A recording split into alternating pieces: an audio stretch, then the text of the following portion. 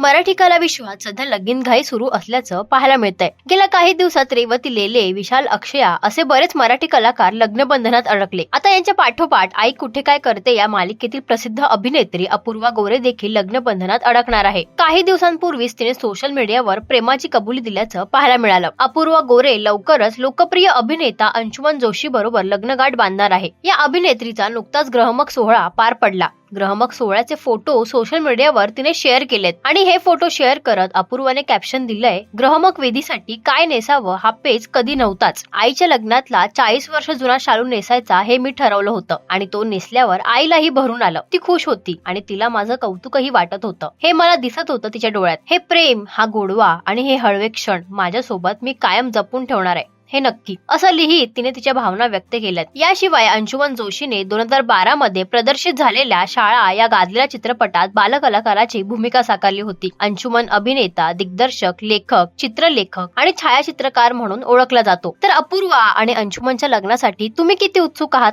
हे आम्हाला कमेंट्स करून नक्की सांगा।